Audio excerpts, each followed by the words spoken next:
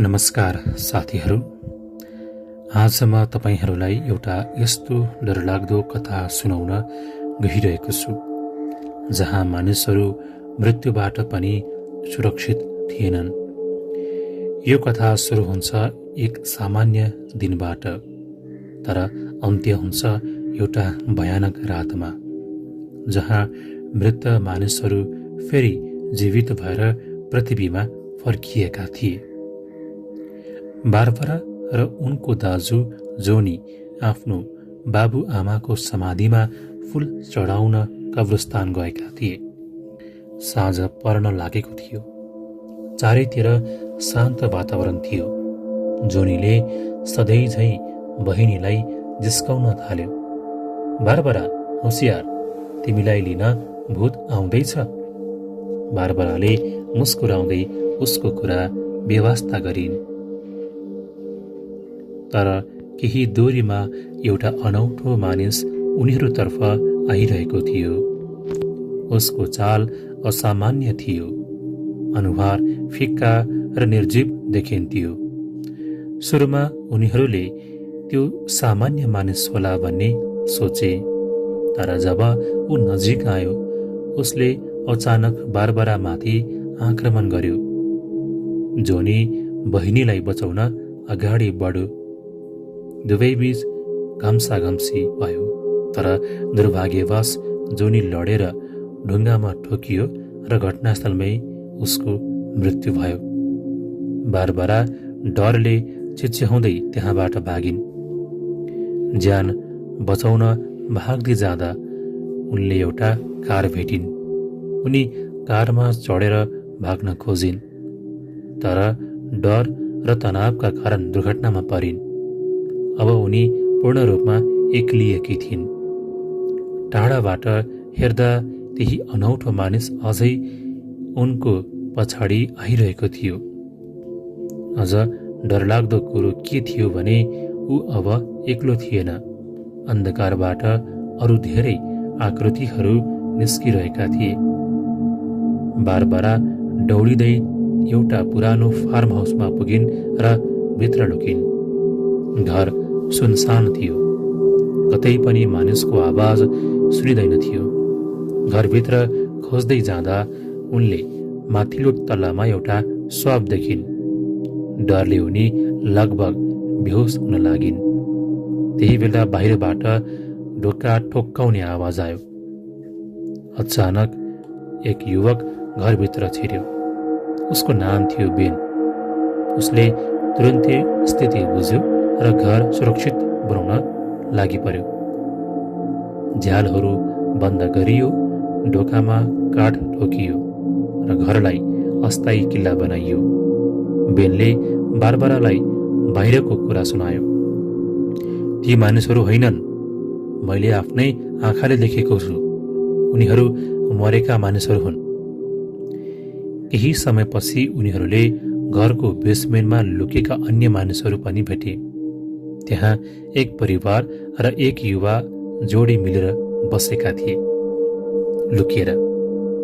सबै डराएका थिए। मानिसहरू बीच पनि अब असहमति बढ्न थाल्यो। कतिपयले बेसमेन्ट सुरक्षित छ भने बेनले माथिल्लो तलामा रहेर प्रतिरोध गर्नुपर्ने तर्क अगाडि सारे। समय बित्दै जाँदा उनीहरूको झगडा अझै बढ्दै गयो। डरले मानिसहरूलाई एक अर्काको शत्रु बनाइरहेको थियो। रेडियो र टेलिभिजनबाट पनि आउने समाचारहरूले सबैलाई झन आतंकित बनाइरहेको थियो। देशभर हजारौं मृत मानिसहरू जीवित भएको रिपोर्ट आइरहेको थियो।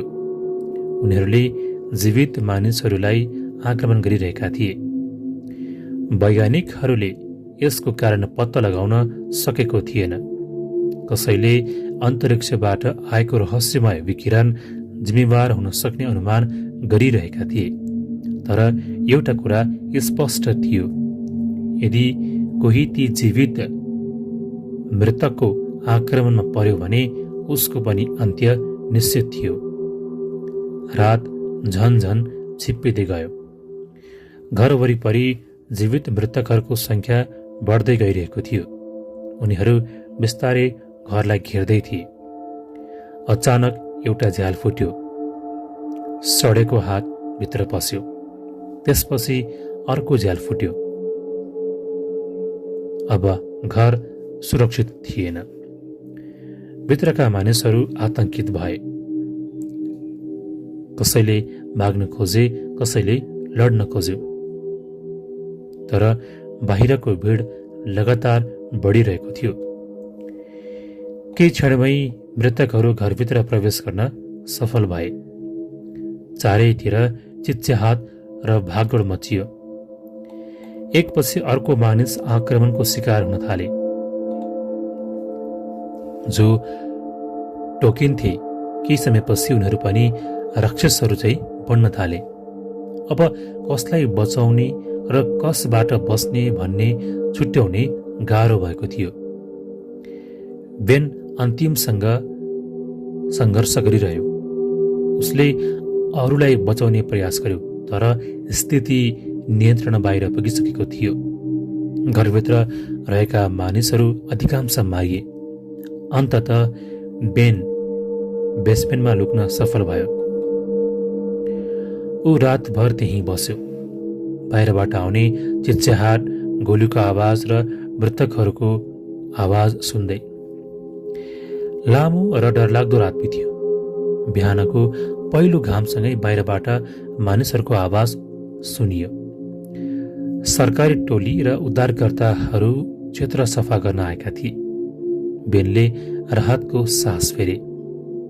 उसलाई लाग्यो, म बाँचे। ऊ बिस्तारै बेसमेन्टबाट बाहिर निस्क्यो। तर दुर्भाग्यले अझै उसको साथ छोडेको थिएन। उद्धार टोलीले टाढाबाट बेनलाई देख्यो। उनीहरू मृतकहरूको खोजी गर्दथे। कसैले उसलाई स्पष्ट रूपमा चिन्न सकेन। एक सैनिकले उसलाई पनि जीवित मृतक ठान्यो र कुनै चेतावनी बिना ट्रिगर थिच्यो। गोली सिधै बेल्न लाग्यो। ऊ जमिनमा ढल्यो र त्यही उसको जीवन समाप्त भयो। पुरै रात राक्षसहरूसँग लडेर बाँचेको मानिस सूर्योदयसँगै आफ्नै उद्धारकर्ताहरूको गल्तीबाट मारिए। यही थियो मृत्यु, डर र निराशाको भयानक रातको कथा।